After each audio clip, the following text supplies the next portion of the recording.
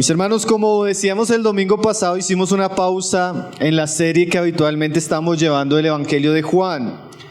Y hoy, orando al Señor, quise compartir estos pasajes que acabamos de leer, Mateo 16, del 24 al 27, porque de alguna manera estos pasajes resumen de una manera muy clara y precisa lo que es la vida cristiana, o lo que algunos comentaristas llaman el discipulado. Y como decía Spurgeon, hay versículos en la Biblia que son como pequeñas cápsulas de todo el Evangelio. En estos versículos usted encuentra de manera general, de manera clara, cómo Cristo describe lo que es la vida cristiana. Entonces, un pasaje que es muy importante para nosotros entender lo que es el llamado de Jesús para sus discípulos. Entonces vamos a ver cómo este pasaje nos muestra que el camino con Cristo o el discipulado tiene tres ingredientes principales: el negarnos a nosotros mismos, el tomar la cruz y el seguir a Cristo. Ahora, después de Jesús hablarnos de ese asunto, Él va a mostrar dos tipos de hombres que viven esa realidad y el fruto de vivir de esa manera, y hombres que viven de manera opuesta y las consecuencias de ese andar.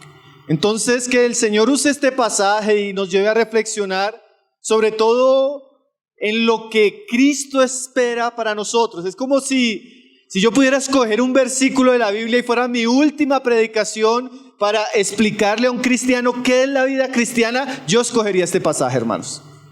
Porque aunque el Señor en pocas frases, en pocas palabras que encontramos en este pasaje, Él dice mucho. Entonces, que el Señor abra nuestros ojos para que podamos ver todo lo que Él tiene para decirnos. Primero quiero que miremos el contexto para ver cómo se dan estas instrucciones de Jesús y para ver cómo eso viene siendo vinculado a grandes asuntos que tienen que ver con nuestra fe. Si ustedes leen el capítulo anterior, Mateo 16, en el verso 17, es el pasaje o la ocasión cuando después de 3 años de ministerio el Señor le pregunta a sus discípulos: ¿quién es Él? Recuerdan que ya lo estuvimos viendo en la serie de Juan a manera de introducción. Y dice ahí en el verso 17 que entonces, en el 16 dice: respondiendo Simón Pedro dijo: tú eres el Cristo, el Hijo del Dios viviente. Para ese tiempo Dios venía revelando a su Hijo a los discípulos. Y cuando Jesús pregunta a Pedro, iluminado por Dios, da la confesión de fe en cuanto a quién es Jesús, que como lo hemos hablado ya durante varios domingos en nuestra serie de Juan, veíamos que ese es el fundamento de nuestra fe. ¿Quién es Cristo? Eso es una revelación de Dios. Esa revelación nos hace bienaventurados o benditos. Inmediatamente Pedro confiesa eso. Jesús le responde que Él es bienaventurado, dice en el verso 17. Bienaventurado eres, Simón, hijo de Jonás, porque no te lo reveló carne y sangre. Esta revelación proviene del cielo y no de los hombres. Esa revelación nos hace bienaventurados. Pero el asunto no termina ahí. El verso siguiente muestra que esa es la revelación base de lo que es la iglesia. Verso 18. Y yo también te digo que tú eres Pedro, y sobre esta roca edificaré mi iglesia. Entonces aquí la revelación de Jesucristo, mis hermanos, nos muestra que es el fundamento de nuestra fe y el fundamento de la iglesia. Y que la iglesia, aunque enfrente luchas, no va a ser derrotada si está sobre ese fundamento. Entonces ese contexto nos muestra el pilar de nuestra fe. ¿Quién es Cristo?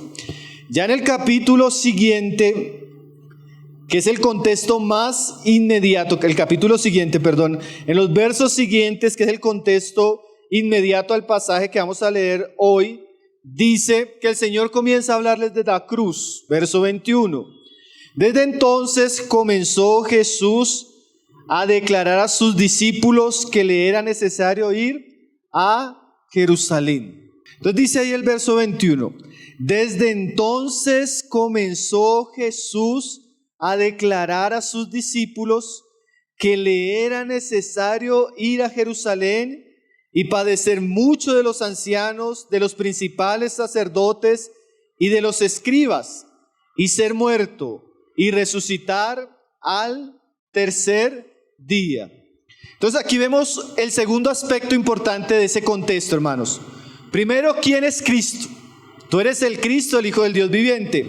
Y segundo, ¿a qué vino Cristo? A morir en la cruz. Y le era, dice ahí, necesario. Ahora, cuando Jesús pregunta quién es Él, Pedro, por revelación, entiende que Él es el Hijo de Dios, el Cristo. Pero ahora cuando Jesús dice que Él va a ir a la cruz, Pedro no entiende. Y Pedro se opone. Porque mire lo que dice ahí el verso siguiente. Entonces Pedro, tomándolo aparte, comenzó a reconvenirle diciendo, Señor, ten compasión de ti y en ninguna manera esto te acontezca. ¿Qué quiere decir? Aunque Pedro había entendido quién era Jesús, todavía no entendía su misión. La misión de Cristo era venir a morir. Si Cristo no hubiera muerto, hermanos, nada de lo que nosotros creemos y proclamamos sería real. Fue su muerte, como decía Dieguito, fue el sacrificio de Cristo en la cruz lo que realmente nos dio la vida, la salvación, el perdón de los pecados y la esperanza. Pero Pedro para ese punto no entendía. Y más adelante no solo nos damos cuenta que Pedro no entendía y que está reconviniendo a Jesús, sino que Satanás aprovecha para usar a Pedro para hacer tropiezo para Jesús. Porque mire lo que dice el 23. Pero él volviéndose dijo a Pedro, quítate delante de mí, Satanás, me eres tropiezo porque no pones la mira en las cosas de Dios, sino en la de los hombres. Aquí nos damos cuenta que Pedro, influenciado por un querer natural, por lo que él veía y por lo que él buscaba naturalmente, no entendía lo importante de la muerte de Jesús. Y se opone siendo influenciado por el maligno. Pero hermanos, el contexto nos muestra la centralidad de Cristo y la centralidad de la muerte de Cristo. Ahora, en ese contexto donde Pedro se está oponiendo a la obra de la cruz, aparecen las palabras de Jesús en relación al discipulado. ¿Y por qué menciono todo el contexto? Primero, para mostrar que esto que Jesús va a hablar se lo está hablando a sus discípulos. Y segundo, para mostrar que así como para Pedro era difícil entender la crucifixión de Jesús como parte del propósito de Dios, nosotros nos vamos a dar cuenta que la enseñanza de Jesús para sus discípulos también es algo que es difícil de entender, porque de alguna manera rompe los paradigmas que a veces nosotros tenemos cuando buscamos a Dios. De alguna manera es un camino diferente al que a veces nosotros naturalmente pensamos que debemos transitar cuando estamos buscando a Dios. Y aquí Jesús no solo va a corregir a Pedro en cuanto a el camino que él tiene que llevar de la cruz, sino a la perspectiva que él tiene que tener de la vida cristiana. Y ahí empieza el pasaje donde comenzamos y vamos a empezar a hablar del discipulado. Dice el verso 24, entonces Jesús dijo a sus discípulos. En medio de pasar de exhortar a Pedro por lo que está diciendo, ahora Jesús pasa a hablar con los discípulos.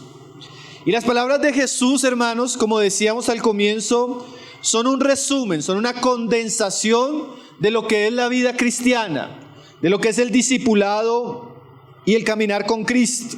Y el Señor le dice lo siguiente a sus discípulos y a nosotros, obviamente. Si alguno quiere venir en pos de mí, niéguese a sí mismo y tome su cruz y sígame. Tres cosas, hermanos. 3 cosas para los que quieren seguir a Jesús. Es interesante, hermanos, que en medio de lo que Él está hablando, que es muy importante, ir a Jerusalén y morir, ahora Él le va a hablar a sus discípulos. ¿Por qué, hermanos? Podríamos decir que la confesión acerca de Jesús nos habla de la revelación de Cristo. La crucifixión nos habla de su obra. Pero de aquí en adelante el Señor le va a hablar a sus discípulos del camino que ellos deben andar. Y ese camino, hermanos, es un camino que en la Biblia es descrito claramente. Cuando Jesús hablaba con sus discípulos, Él no era ambiguo. Él no creaba falsas expectativas. Él no los ilusionaba con que la vida cristiana iba a ser de una manera. Y eso es importante saberlo, hermanos. Jesús fue muy claro, muy específico en lo que Él estaba llamando a sus discípulos. Cuando usted, por ejemplo, tiene el deseo de entrar a una empresa o a un trabajo, a usted le muestran las condiciones laborales de ese trabajo. Y usted decide si quiere entrar o no quiere entrar, ¿cierto? Usted le muestran las características, el horario, el salario de su puesto. Así va a ser Jesús de alguna manera con sus discípulos. Porque era muy posible que así como Pedro en ese momento se estaba equivocando en cuanto a la cruz y estaba siendo influenciado por el maligno, a veces nosotros nos equivocamos en cuanto a nuestro llamado. Y no solo nos equivocamos, a veces también Satanás crea un falso camino cristiano. Es más, hermanos, sin lugar a dudas, en muchos púlpitos la vida cristiana que se predica no es la vida que Jesús habló. Es una vida que el diablo distorsionó y que muchos creen ingenuamente. Entonces es tan importante, hermanos, entender qué es la vida cristiana, qué es caminar con Jesús y cuáles son las demandas específicas que Él tiene para aquellos que llama sus discípulos. Entonces Él comienza a hablarnos de 3 cosas y dice ahí, primero, aún antes de hablar de las 3 cosas, Él dice lo siguiente: si alguno quiere. ¿Esto qué significa? Esto es personal y es voluntario. Yo no puedo decir por otro y otro no puede decir por mí. Yo no puedo emprender este camino por imposición. Esto es algo voluntario, ¿sí? Como cuando usted encuentra estas ofertas laborales para personas que son voluntarias. Se necesitan voluntarios. Aquí nos muestra que Jesús, en un sentido, no va a violentar la responsabilidad personal de cada uno de nosotros. Todos somos llamados, todos somos invitados, todos somos convocados. Pero aquí andan los que quieren. Aquí le siguen los que quieren.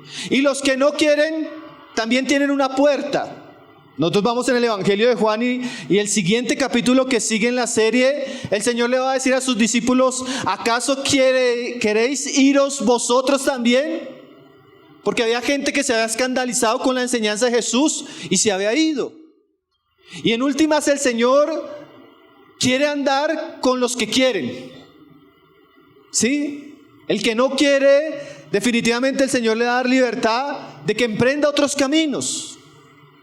El camino del discipulado es personal y es voluntario. Ahora ese camino tiene 3 ingredientes y el primero es este: el que quiere venir en pos de mí, niéguese a sí mismo. Hermanos, aquí es donde no solo el hecho de que Jesús fuera a morir era escandaloso para Pedro, seguramente, y para los otros, sino ahora el Señor le cambia el asunto a Pedro y le comienza a mostrar que si él quiere ser su discípulo y que si él quiere seguirle, este camino requiere una renuncia personal, requiere un negarse a sí mismo. Hermanos, y eso a veces oírlo es fácil, pero entenderlo y vivirlo, realmente eso tiene un conflicto muy grande para el hombre. Yo estaba leyendo un comentarista de este pasaje y el título del comentario me llamó la atención. Él llama a esta parte, al negarse a sí mismo, él le llama el trauma de morir a uno mismo.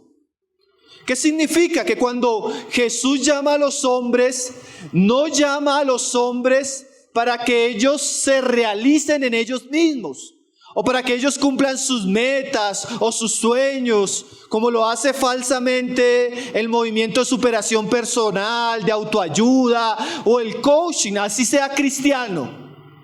Dios no nos llama para realizarnos a nosotros mismos, sino el llamado de Dios en Cristo para sus discípulos es lo contrario. Es un llamado a negarse a ellos mismos. Es un llamado a renunciar a sus propias voluntades. Es un llamado, en un sentido, a sacrificar nuestra autoconfianza, nuestro orgullo, nuestra sabiduría personal. Ahora, como un autor decía, no es un llamado al aniquilamiento, sino es un llamado a la sujeción. No es que Dios va a exterminar nuestra voluntad en el discipulado, pero sí es un llamado donde nuestra voluntad pasa de estar al comando de nuestra vida a estar en un estado de sujeción a la voluntad de otro. Quiere decir, de Dios, y en este caso, de Cristo. Ese negarse a sí mismo requiere negarme a lo que yo soy, hermanos. Negarme a mi yo, a mis pretensiones, a mis deseos, a mis anhelos, a mis motivaciones, a mis deseos más íntimos, para ponerlos en sujeción a la voluntad de otro.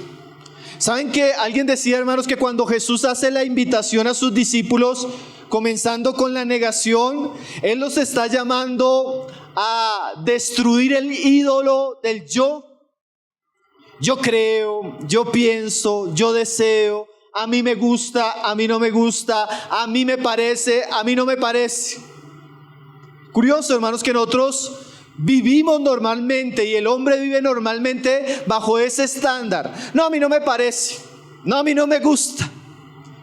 O el cristiano yo digo que le da un barniz espiritual. Es que yo no siento. Hermano, ¿por qué hizo esto? Es que sentí. ¿Y por qué no lo hizo? Porque no sentí. Pero está basado en ese yo. Yo quiero, yo pienso, yo deseo, a mí me parece. Hermano, es curioso que uno a veces está conversando con una persona en una consejería y lo que aparece es que a mí no me parece así. Bueno, hermanos, en un sentido la vida cristiana verdadera, en un sentido la vida cristiana verdadera es el camino donde ya nosotros dejamos de vivir bajo nuestro parecer y comenzamos a hacer de Jesús el Señor de nuestra vida. Y comenzamos a rendir nuestro corazón, nuestros anhelos, nuestros deseos y nuestra voluntad a su voluntad. Entendiendo obviamente, hermanos, que siempre ese camino será el mejor. Ahora, hermanos, cuando Jesús nos dice que nos neguemos a nosotros mismos, Él no está pidiendo algo que no nos haya dado ejemplo. Jesús vino a este mundo y todo lo que hizo, lo hizo en sujeción a su Padre. O sea que Él no hacía su propia voluntad, sino su deseo era complacer el propósito eterno del Padre, y en eso Él se alegraba.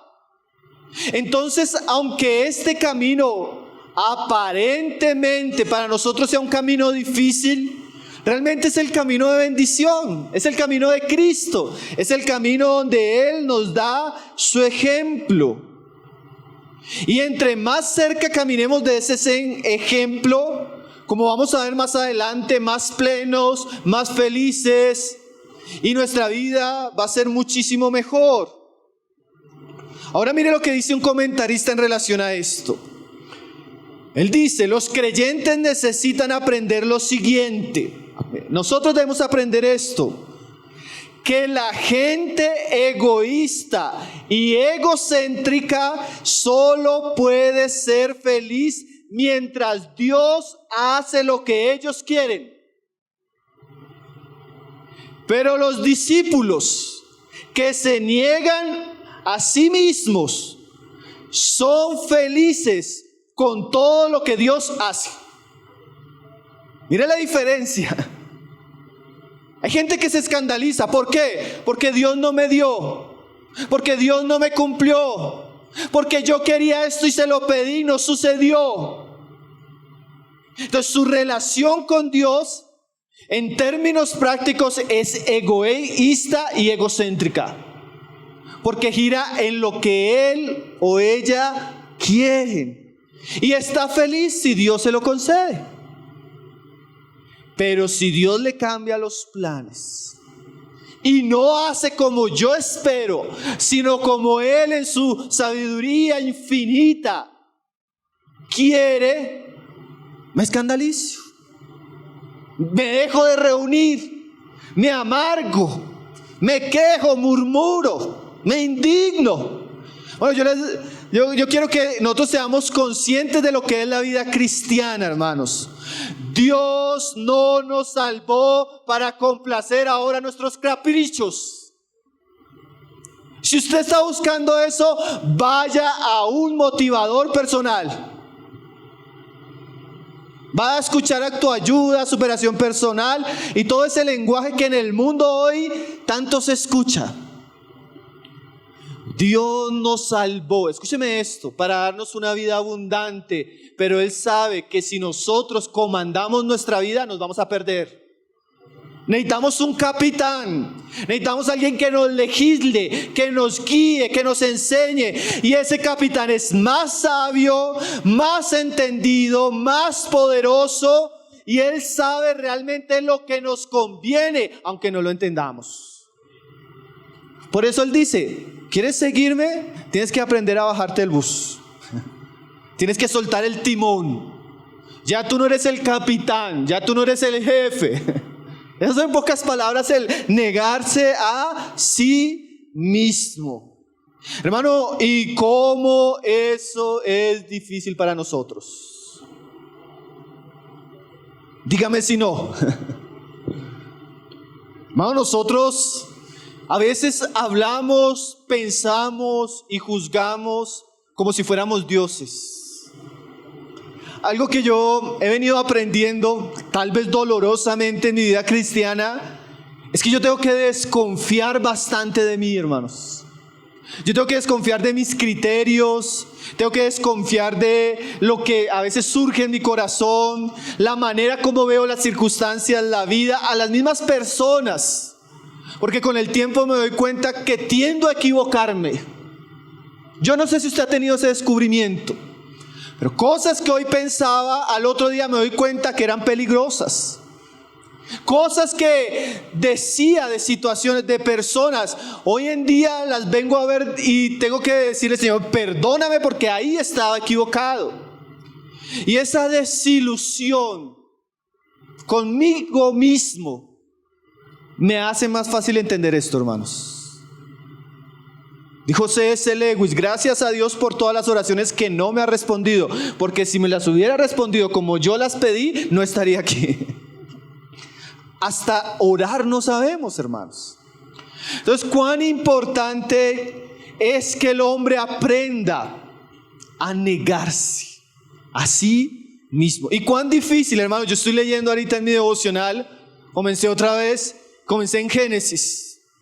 ¿Saben que hay un pasaje de Génesis que ese día me impactó? Cuando los hombres comienzan a hacer la torre de Babel. ¿Saben qué dice ese pasaje, hermanos? Que Dios decide descender a la tierra a confundirlos. ¿Saben por qué? Porque nada les haría desistir de esa obra. ¿Usted puede entender cómo el hombre a veces se puede empecinar en sí mismo? Tanto que Dios determina descender y confundirlos, porque esta generación, es como si Dios está diciendo: estos no van a escuchar, estos no van a desistir, estos no van a entender. Y así uno se encuentra con personas. Tremendo, ¿no? nada, dice el pasaje, usted cuando quiera búsquelo en Génesis, nada les iba a hacer desistir. Es cuando ese yo, esa persona con ese carácter fuerte, se aferra a sí mismo, se aferra a su propia sabiduría, se aferra a su propio corazón. No importa que los hermanos le hablen, no importa que la familia le hable, no importa que la palabra le hable, no importa que le esté yendo en feria en sus malas decisiones, en sus malos, él se aferra. Bueno, el discípulo, el hijo de Dios, el cristiano, él debe vivir de manera diferente. Él debe tener esa disposición a decirle en todo tiempo, en todo momento, en toda decisión, en toda circunstancia: Señor, ¿cuál es tu voluntad? Por eso el Padre Nuestro comienza así, hermanos. El Padre Nuestro, que es una oración modelo que Jesús nos dejó como discípulos, comienza mostrando la gloria, la grandeza de Dios como nuestro Padre. Y comienza la oración haciendo que el reino de Dios venga a nuestra vida y se haga su voluntad. Eso es un acto de negación que nos debe acompañar en todo tiempo, hermanos. En algún momento nosotros debemos considerar si nuestra vida la estamos viviendo a la luz de nuestro propio corazón o la estamos viviendo a la luz de una constante sujeción a Cristo. ¿Qué dice Cristo? ¿Qué espera Cristo? ¿Estoy dispuesto a cambiar mi voluntad? ¿Estoy dispuesto a negarme? ¿Estoy dispuesto a morir? Bueno, esa es la primera invitación de Jesús a sus discípulos. No confíen en sí mismos. No se aferren a sí mismos. No crean en su propia sabiduría. Duden de ustedes. Duden de sus corazones y háganme su Señor. ¿Sí? Esa es la vida cristiana, hermano. Si usted aprende a dudar de usted y a buscar a Cristo en todo tiempo, su voluntad, en oración, en la palabra, en consejo, hermano, su vida va a ser diferente. Va a ser la vida verdadera de un buen cristiano. Próspera, como lo vamos a ver más adelante, exitosa, con propósito. Pero si usted sigue siguiendo su propio corazón, de pronto se va a extraviar. Amén. Primer asunto del discipulado cristiano: negarnos a nosotros mismos. Cuando usted se levante, usted diga: Señor, ayúdame a no hacerme caso. Porque, hermano, ¿a usted no le ha pasado que lo que usted quiere es peligroso? Es malo, es necio. Como dijo Paul Washer: es que no quiero orar, por eso tiene que orar, porque naturalmente nuestra carne no quiere. Es que no quiero congregar, por eso tiene que congregarse. Es que no quiero perdonar, por eso tiene que perdonar, porque es el camino donde usted está poniendo su voluntad por debajo de la voluntad de otro, que ahora usted le confiesa como Señor. El Señor nos guarde de vivir esa vida cristiana de que yo hago lo que quiero. O como dice así, barnizado espiritualmente: es que no tengo el sentir. Dios nos libre de nuestros sentires, hermanos, y nos ayude a buscar su voluntad, revelada en su palabra y conocida de manera diaria por la oración y los otros medios de gracia. Entonces, primer asunto: negarse a sí mismo. Si quiere seguir a Jesús, ese es el camino. El segundo asunto, él dice ahí: y tome su cruz. Segundo aspecto de la vida cristiana, hermanos, después de la negación, es la invitación a morir. Ahora ya no es la cruz de Cristo, que tiene que ver con esa muerte expiatoria que nos salva, sino, como dice el pasaje paralelo de Lucas, es esa cruz diaria. Hermano, y de la cruz se dice mucho.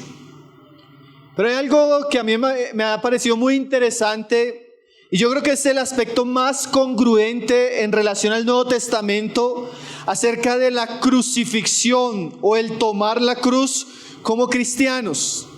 Nosotros debemos entender cuál es el asunto de la cruz. cuando los romanos querían dar una sentencia a un tipo de crimen o a un tipo de malhechor, ellos tenían varios tipos de sentencias, pero la sentencia peor, en el sentido de que era más cruel y más vergonzosa, era la cruz. Era como una sentencia donde los romanos querían dar una lección pública. Ellos querían dar un mensaje de autoridad sobre los criminales. Generalmente lo usaban como una herramienta de miedo y de control. Entonces, cuando Jesús le dice, hermanos, a sus discípulos que ellos debían tomar la cruz, de alguna manera Jesús le está diciendo, usando la figura histórica de la crucifixión de los romanos, que habían aspectos de la vida de ellos, o sea, de los discípulos, que tenían que ser expuestos, avergonzados y sentenciados como si fuera el peor de los criminales. Hermano, y esto tiene una lección para nosotros en nuestra vida cristiana importantísima. Hay cosas de nuestra vida, especialmente Pablo en Romanos le llama así, del viejo hombre, de Adán, de la naturaleza caída, o lo que en otros contextos se llama el hombre carnal, que para Dios necesitan ser crucificados. Usted va a encontrarse ese lenguaje en Romanos, en Colosenses y en Efesios. Por ejemplo, ese lenguaje de haced morir. ¿Sí lo han leído? Haced morir las obras de la carne. Haced morir en vosotros toda impureza, toda idolatría, toda fornicación. Haced morir el viejo hombre con sus deseos. ¿Qué significa eso? Póngame bien atención. Cuando yo llego a Cristo, el centro de mi voluntad, mi yo, mi alma tiene que entrar en un estado de sujeción a Cristo. Eso es negarse. Pero para yo poder caminar con Cristo, yo traigo el lastre del viejo hombre. Y ese viejo hombre tiene que ser crucificado diariamente. Lo que significa, en palabras de Pablo y otros autores del Nuevo Testamento, el viejo hombre con los hábitos pecaminosos, con los deseos de la carne o la lascivia de la carne, tiene que ser crucificado cada día. ¿Qué significa eso? Yo primero que todo tengo que, para tomar la cruz, yo tengo que, ¿cómo decirlo?, corresponder a la sentencia de Dios. Un hombre que iba a ser crucificado, hermanos, esto era algo tremendo. Él tenía que cargar parte del madero con el cual iba a ser crucificado. Y él tenía que desfilar por las calles. Y la gente que iba pasando o que lo veía tenía en su corazón esa sensación de que este ya está sentenciado. Si está cargando el madero, a este lo único que le espera es la muerte. Entonces, cuando Jesús dice que nosotros como sus discípulos tenemos que tomar la cruz, nos está diciendo que nuestro peregrinaje es una sentencia diaria al viejo hombre, donde la gente nos ve y dice, este lo va a matar, este ya murió. ¿Qué significa eso, hermanos? Miren que curiosamente mucho del viejo hombre, sus deseos, pueden estar tan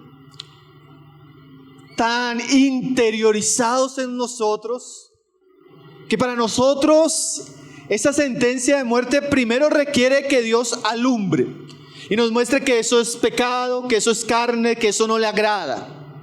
La Biblia es muy clara en eso. Mi orgullo, mi mentira, mi idolatría, mis celos, mis contiendas, todo eso es carne, todo eso es viejo hombre y tiene que ser crucificado. Entonces, tomar la cruz en este sentido, cada día, es esa disposición, mis hermanos, en nosotros para hacer morir lo terrenal o lo del viejo hombre en nuestra carne. Quiere decir, como decía un autor que yo sé que los hermanos lo conocen porque lo mencionamos bastante, John Stott, cuando él habla de la mortificación del pecado, él dice lo siguiente, y yo creo que es una buena explicación de lo que Jesús quiere decirle a sus discípulos. Él dice: los verdaderos creyentes deben ocuparse a lo largo de su vida con la mortificación del poder del pecado que todavía permanece en ellos. Dice él, ellos deben matar el pecado o el pecado les matará la vida espiritual. Hermanos, y es tremendo que aunque Cristo nos perdonó, Cristo nos salvó, todavía están los rezagos de la carne. Todavía el pecado está activo, todavía el pecado nos seduce o nos tienta, como dice Santiago. Entonces cuando Jesús le dice tomen su cruz, Jesús los está mandando a condenar ese pecado, los está mandando a crucificar ese pecado, a sentenciar ese pecado. Es de alguna manera que Él nos está diciendo: con el pecado, con el viejo hombre y sus deseos, ustedes no pueden ser tolerantes. Así como, hermanos, es que la idea es esta, por eso hice la explicación tan larga. La idea es que como cuando el romano llevaba al hombre a la crucifixión y el hombre cargaba la cruz y el romano lo trataba como un malhechor que debía morir, así debemos tratar nuestra carne y nuestros deseos. No sé si me entiende. Cuando Él pide, usted tiene que decir, usted tiene que morir. Usted tiene que golpearlo. Usted no puede permitir que el pecado y sus deseos tome lugar en su vida porque es un malhechor. No sé si me está entendiendo la idea. Usted necesita tomar la cruz y aplicar la cruz a su viejo hombre, a sus deseos, porque él debe sí o sí morir. Hablaba con un hombre hace unos años y él me decía: hermanos, ¿qué hago? Yo tengo un deseo, yo a veces no quiero, pero a veces me surge ese deseo y termino haciendo esto. ¿Yo cómo puedo cambiar mi corazón? Y yo le decía, eso no es un asunto de corazón. ¿Sabe cómo le llama eso la Biblia? Carne. ¿Y sabe qué dice Dios que tiene que hacer con eso? Matarla.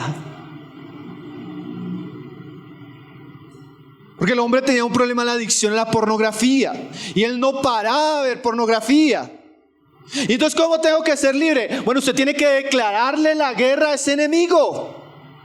Ese enemigo tiene que morir. Mire esa frase: ese enemigo tiene que ser humillado. Ese enemigo tiene que ser expuesto. Y a ese enemigo le tiene que poner el madero encima, porque lo que le espera es la crucifixión. En pocas palabras, cuando yo comienzo a caminar con Cristo, sea como el caso que estaba mencionando de lujuria, sea como el caso de orgullo, sea como el caso de la enemistad, sea como el caso de falta de perdón, sea como el caso de la amargura, todo lo que sea de la carne, yo tengo que exponerlo delante de Dios y usar todos los medios de gracia diarios para matar eso que es contrario a Dios y que para Dios es un malhechor. Porque si yo no mato eso mata mi vida espiritual. Y ahí es donde digo que eso es tan parte de nosotros que a veces lo justificamos. Hermanos, que yo soy así. ¿Usted no ha escuchado eso? Hermanos, que yo soy así, yo no puedo perdonar. Yo soy iracundo. Yo soy mentiroso. Yo me acostumbro. Hermano, eso es lo que Jesús está diciendo. Eso en tu vida que es contrario a Dios, que es carne, que es pecaminoso, necesitas crucificarlo diariamente. Ahora, cuando yo me doy cuenta, miren esto, cuando yo me doy cuenta que la vida cristiana, en este sentido, hermano, la vida cristiana es una guerra. Pedro dice así, que hay unos deseos que batallan en mi alma.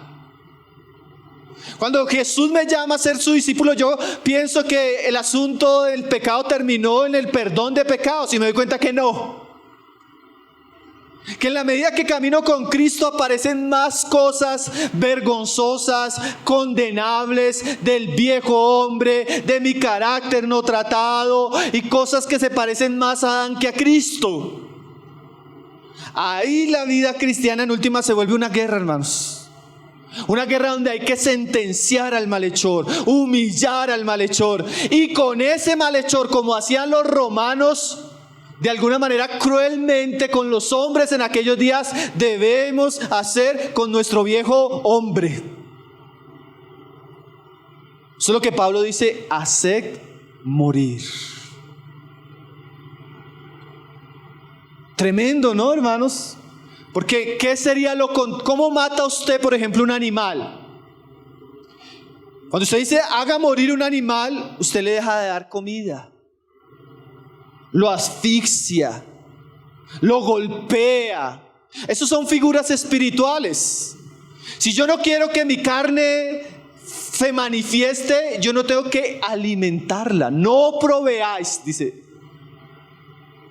Si yo tengo un problema con la lujuria, yo tengo que evitar que mi mente provea para que mi carne se fortalezca. Si yo tengo un problema con la ira, yo tengo que tratar para no alimentar la ira, cuidar con esos deseos pecaminosos.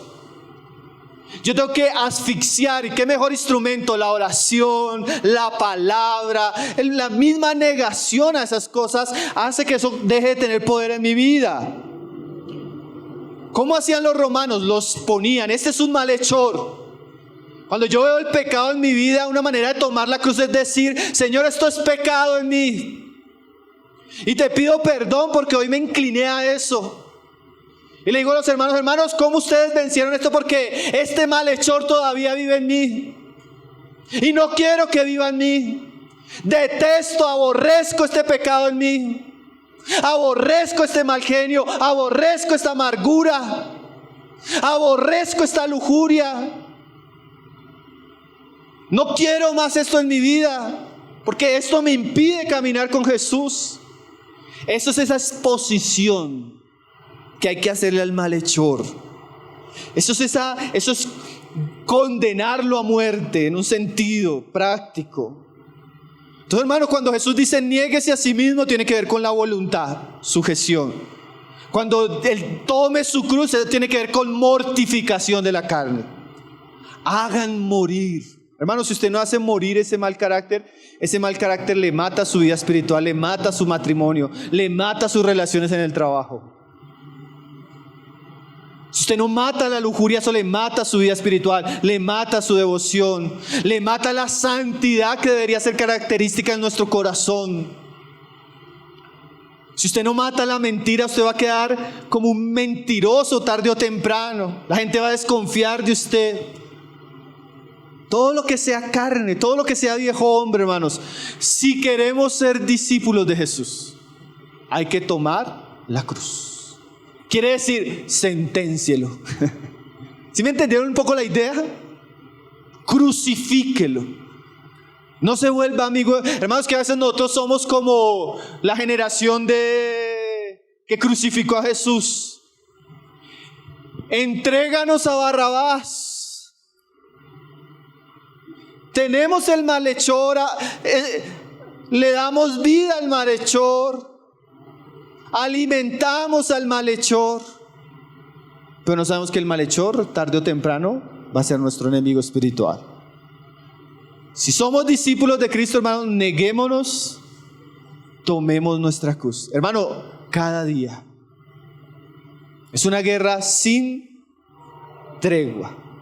Esos dos primeros aspectos son como aspectos negativos. El tercer aspecto del discipulado es un aspecto positivo, dice ahí, que en últimas no se podrían vivir si no está este ingrediente.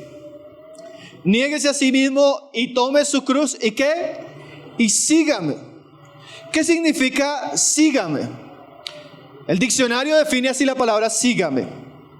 Sígame es ir en busca de alguien. O también mantener la vista sobre alguien que se mueve. O ir en pos de un camino o una dirección de alguien. Qué instrucción tan sencilla, pero eso es la vida cristiana, hermanos. La vida cristiana es ¿qué? Seguir a Cristo, ser sus discípulos. Quiere decir que nosotros le consideramos y marchamos en pos de Él. Quiere decir, hermanos, que la vida cristiana es una relación con Cristo. Aunque la vida cristiana nos es enseñada a través de doctrina, en sí la doctrina nos lleva a una relación personal con Cristo. Un discípulo no es solo alguien que está negándose a sí mismo y matando a su viejo hombre, sino es alguien que está en un constante relacionamiento con su Señor. Él no es solo alguien que admira a su Señor, es alguien que sigue a su Señor. ¿Qué significa eso, hermano? Porque a veces nosotros podemos escuchar de Cristo, saber de Cristo, pero otra cosa es seguir a Cristo. Seguir nos habla de dar pasos hacia Él. ¿Qué quiere decir eso? Nos habla de caminar el camino que Él caminó. Nos habla de recibir la enseñanza que Él dio. Nos habla de vivir la vida en pos de Él y conforme a su propósito.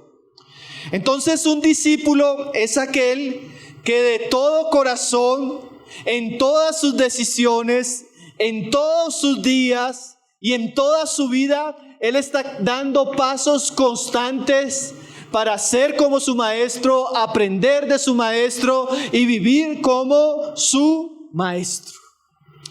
Hermanos, el discipulado es algo diario, constante. Yo creo que gran parte de lo que nosotros vivimos como iglesia, nuestro servicio, nuestras obras, nuestra familia, nuestras relaciones laborales, todas se van a ver marcadas por esta palabra. Yo soy uno cuando sigo a Cristo diariamente y soy otro cuando no le sigo. ¿Qué significa eso? Que yo como discípulo camino constantemente hacia Él, le busco, quiero que Él me enseñe, quiero que Él me hable, quiero que Él me sustente, quiero que Él me fortalezca. Vamos, la vida cristiana en un sentido no tiene muchos secretos, no es misteriosa, pero si usted aprende diariamente a vivir con Cristo, a caminar con Cristo, a buscarle a Cristo, a tener intimidad con Cristo, su vida va a ser diferente. ¿Qué sería lo opuesto a seguirle?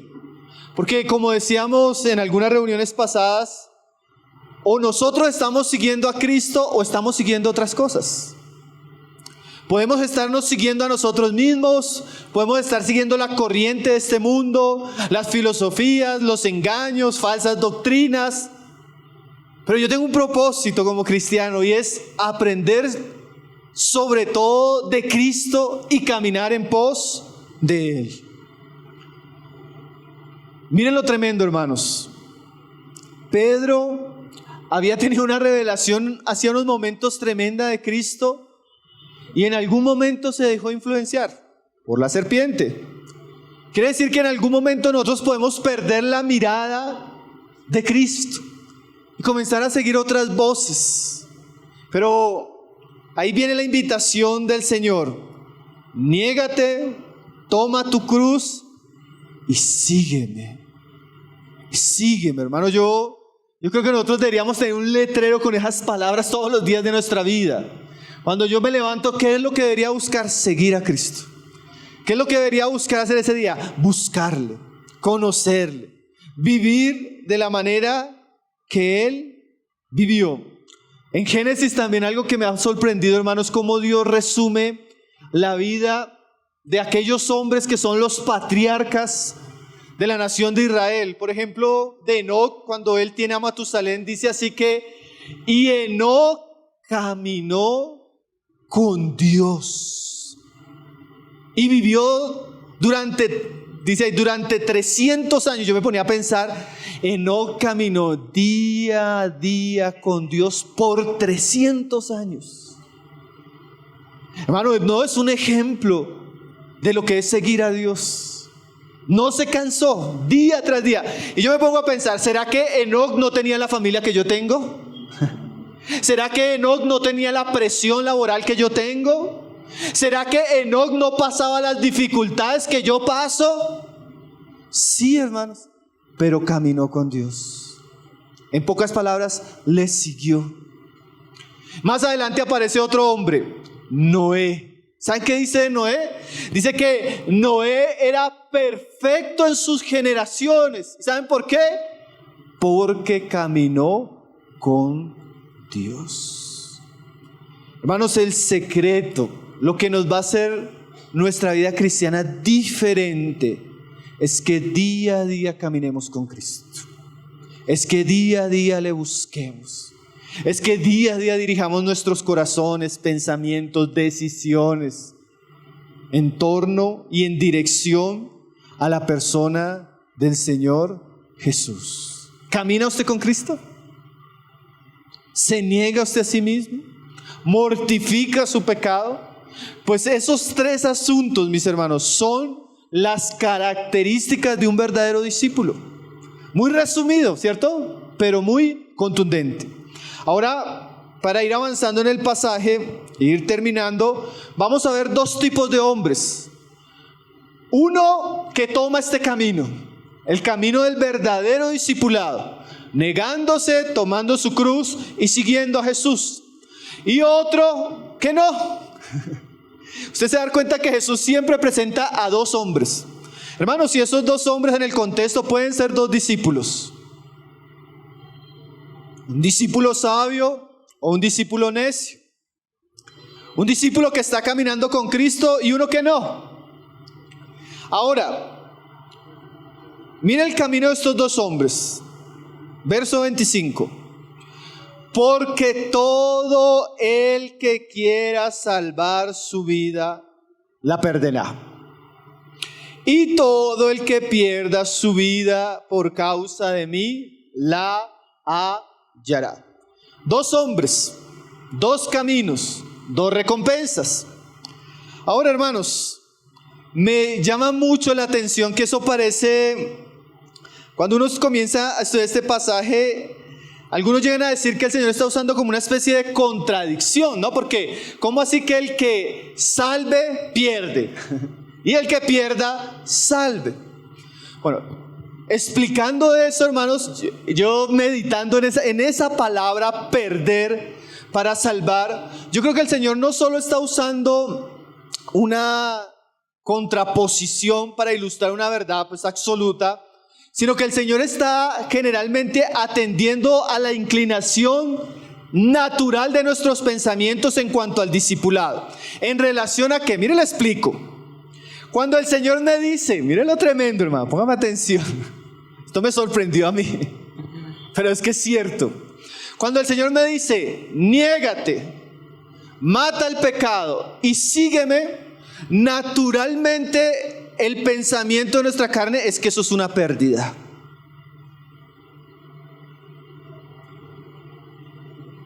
Que eso es malo. ¿A usted no le ha pasado? Que el Señor le dice algo y usted piensa, lo primero que uno piensa es que esa invitación del Señor es algo negativo. No me conviene. Entonces Él va a juzgar ese lenguaje, aunque ese lenguaje no sea el adecuado, podríamos decir. Nosotros podríamos decir que si fuera más lógico y congruente la enseñanza, diría así: porque todo el que quiera perder su vida, ¿sí?, la hallará. Y todo el que quiera salvarla, la perderá. Pero el Señor lo hace al revés, porque es que a veces nosotros pensamos al revés, hermano. Pensamos que lo bueno es malo. Tremendo, ¿no? Cuando Dios me dice obedéceme, yo de una vez pienso como si eso fuera algo malo para mí, hermano. Ahorita que yo les decía niéguese, en algunos hacían así como, uy, guárdame, Señor, líbrame de esas palabras, Señor. Porque a veces yo pienso que el negarme es malo. Mate ese viejo hombre, uy, Dios me guarde, pobrecito. ¿Cómo voy a hacer así con él? Porque a veces nosotros pensamos que lo malo es bueno, hermanos. y lo bueno es malo. Y el Señor va a jugar con ese lenguaje. ¿Quieren verlo así? Bueno, vamos a verlo así. Pero tienen que saber algo. Mira el primer hombre. El hombre dice, el primero es el que quiere salvar su vida. La perderá. ¿Qué significa salvar su vida? En este contexto, es aquel que recibe el llamado a negarse, es aquel que recibe el llamado a morir, es aquel que recibe el llamado a seguir a Cristo y él pierde que ese llamado es muy costoso, que realmente es una pérdida y él prefiere salvarse. No, yo no quiero negarme, yo quiero conservar mi alma. No, yo no quiero matar el pecado y seguir a Jesús, eso está muy peligroso, él mismo va a morir. Salvar aquí, en términos prácticos, es negarse a hacer la voluntad del Señor, revelada en este contexto. Salvar es cuando usted dice, no, yo no quiero renunciar a lo que amo y pienso, yo sigo mi camino. O yo no quiero tratar con ese pecado, no es tan malo como el hermano dice o como la Biblia dice. O yo, en vez de seguir a Jesús, pues me gustan sus milagros, sus sanidades, pero ya irme con Él, ya eso es mucho. Salvarse significa, en pocas palabras, todo aquel que evita el camino del discipulado por su costo. Lo evita. Toma otro camino, un atajo. Ahora, lo que Jesús dice de ese hombre que resiste el llamado, que prefiere vivir según su propia sabiduría, que prefiere complacer su carne, que prefiere dejar de seguir a Jesús con lo que eso implica, es que, hermanos, el que salva su vida, ¿qué? La perderá. Hermanos, si yo resalto la idea, todo hombre, hermanos, todo hombre que decide rechazar el llamado de Cristo al discipulado, aunque él emprenda un camino, y miren cómo va a decir el verso adelante, y él sea exitoso en ese camino, él gane todo el mundo, si él rechazó la invitación de Cristo, en últimas él lo que va a encontrar es pérdida. ¿Qué es perder en ese contexto? En el contexto de la vida humana, la vida cristiana, perder, en un sentido, si estamos predicando el Evangelio, esto puede ser una condenación eterna.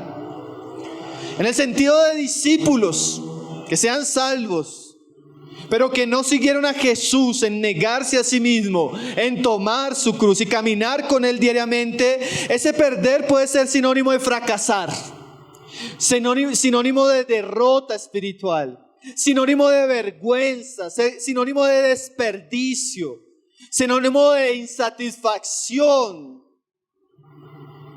Hermanos, cuando nosotros queremos vivir nuestra vida en nuestra propia sabiduría, dándole ventaja al pecado y no acudiendo y siguiendo a Cristo de manera constante y diaria, en últimas nosotros estamos escogiendo un camino de derrota, de pérdidas, de consecuencias, de insatisfacción, de vergüenza.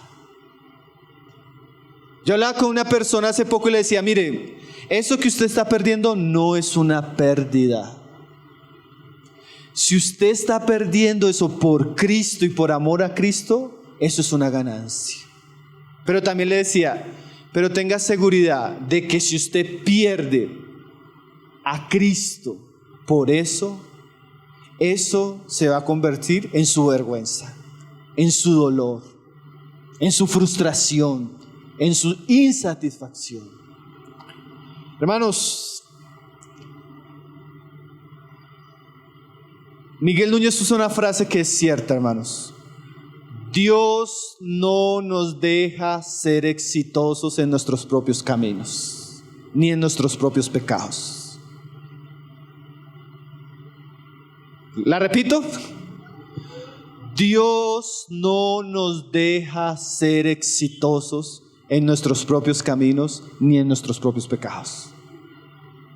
Eso sí o sí, esa frase la perderás como una sentencia, como un juicio. como un decreto inconmovible. Ninguno que rehúsa seguir a Jesús en el estándar que Jesús lo dice, le va a ir bien, hermanos. Aunque haya un aparente éxito en este mundo, como lo va a decir el verso siguiente. Pero miren el otro caso, la otra persona, verso 25 desde la mitad. Y todo el que pierda su vida por causa de mí, la hallará. En este contexto es lo que estamos diciendo. Una persona entiende el llamado de Jesús, y aunque hay un costo, y aunque aparentemente eso es una pérdida, él por amor a Cristo está dispuesto. Él por amor a Cristo está dispuesto a negarse. Señor, me cuesta. Hermanos, porque ahí es donde el asunto es que a veces uno está hablando, hermanos, que me duele. Obviamente. Es que hay sentimientos involucrados. Obviamente. Es que no es fácil. Obviamente, hermanos. ¿Usted cree que para Jesús caminar desnudo, golpeado, ensangrentado, la gente escupiéndole, la gente burlándose, exponiéndole públicamente, fue agradable? ¿Se sentía cómodo? ¿Estaba sonriendo? No, hermanos. Obviamente aquí hay un precio, obviamente aquí hay un dolor cuando yo me niego a mí mismo. Muchas veces estoy sacrificando mis más grandes ídolos, mis más grandes tesoros, los planes que yo había atesorado en mi vida. Pero hermanos, lo que Dios tiene para nosotros es mejor. Es mejor. Nos aferramos, como dice el dicho, nos aferramos a un carro dañado, viejo. Entonces, cuando el discípulo entiende que le toca negarse, que cuesta, pero por causa de Cristo lo hace, le toca tratar el pecado, le toca golpear su carne, le toca exponer su viejo hombre, le toca tratar su mal carácter diariamente, públicamente, tratarlo como un enemigo. Y además el discípulo mantiene esa vida constante, buscar a Cristo, orar a Cristo, contemplar a Cristo, obedecer a Cristo, aunque a su manera de ver natural eso parezca una pérdida. Miren lo que dice ahí: todo el que pierda su vida por causa de mí, ¿qué pasará? La hallará. Bueno, cuando el hombre de Dios, la mujer de Dios está dispuesto a caminar este camino estrecho de negación, de mortificación, de caminar con Cristo, y él comienza a morir a su carne, a morir a sus deseos, a morir a su voluntad. Cuando él emprende este camino, con el tiempo él comienza a ver los resultados de este camino. Y cosas que él perdió aparentemente por Cristo, por la verdad, por la santificación, por amarle, por obedecerle, él comienza a encontrarlas. Él deja las malas amistades por Cristo y más adelante encuentra compañeros. Él deja esa relación que es con un incrédulo o impía, o esa vida inmoral en el camino, y más adelante tal vez se encuentra con su cónyuge en Cristo, o se encuentra con la soltería plena que lo satisface y que le permite servir a Dios. Él deja el mal carácter, él lo mortifica, y más adelante se encuentra con la paciencia, con el amor. Él deja el odio, el rencor, y más adelante comienza a encontrarse con la mansedumbre de Cristo. Él deja el dinero y otras cosas por la fe, por la obediencia, y más adelante se encuentra que Dios le provee más abundantemente. Él deja sus planes que eran pequeños y más adelante se encuentra involucrado con el reino de Dios y con cosas que son trascendentales. Nada de lo que perdemos, hermano, tiene comparación con lo que ganamos. Yo creo que usted lo sepa, mi hermano o mi hermana. Si usted en este momento está siendo llamado por Cristo a negarse, a pagar un precio, a morir y a seguirle, aunque el camino parezca estrecho y difícil, las recompensas para su alma son grandes. Las recompensas para su alma son gloriosas. Yo creo, hermano, que cuando uno lee este pasaje, cuando usted ya lleva un tiempo en la vida cristiana, puede que no sea mucho, yo creo que ya muchos hemos experimentado eso.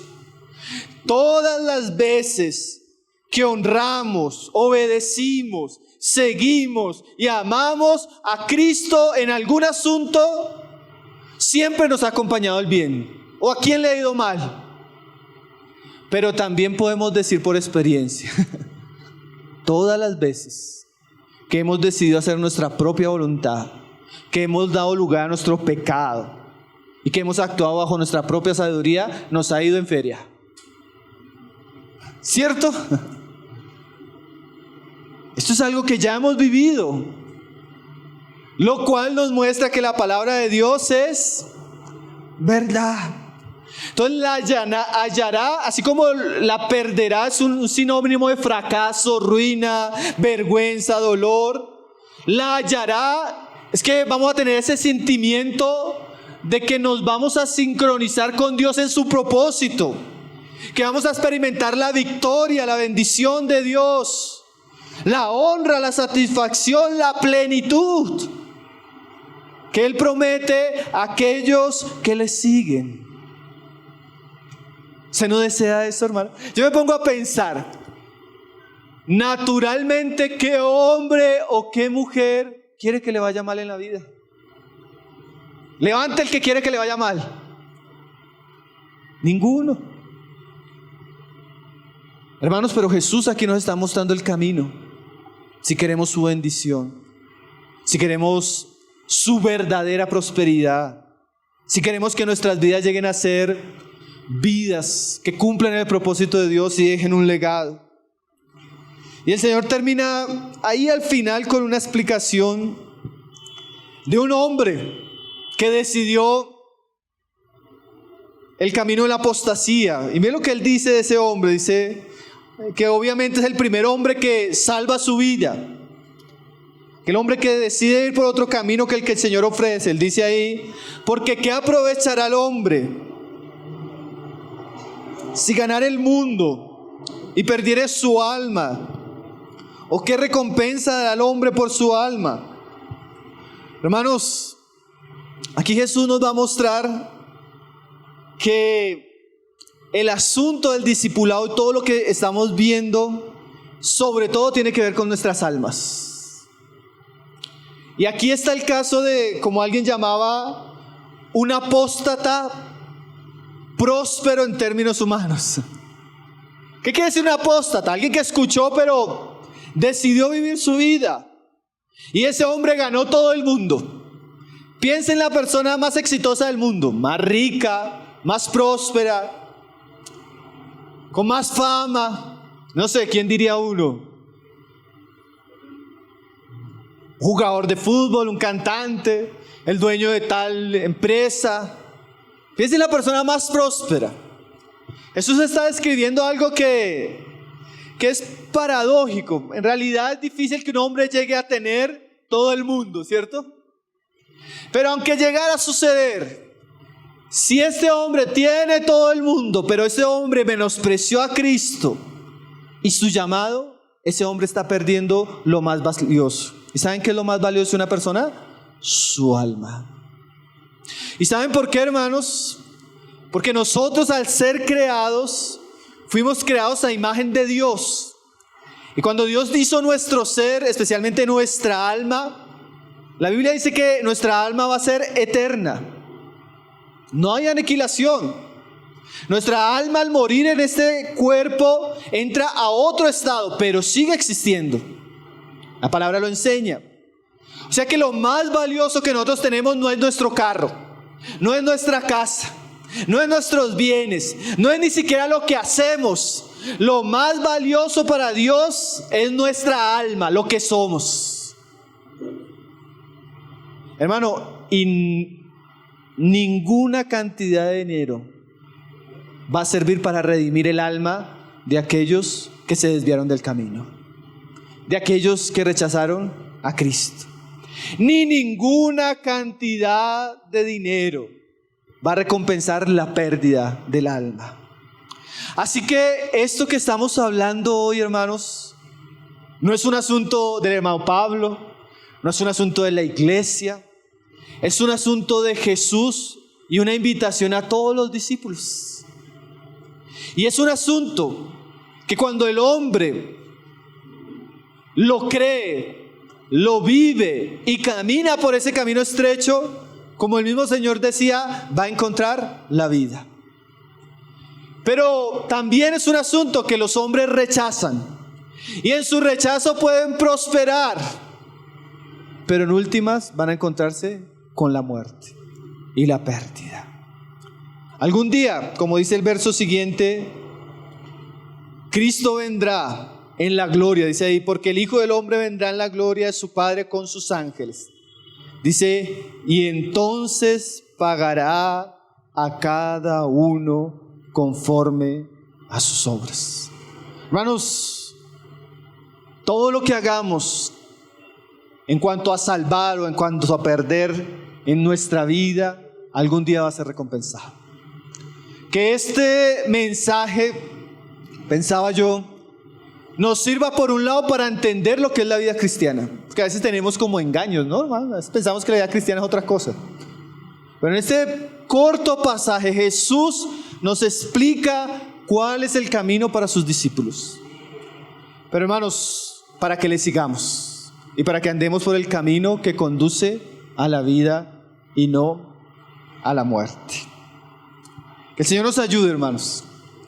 Que el Señor nos ayude a ser de aquellos que le aman y le siguen como verdaderos discípulos del Cordero.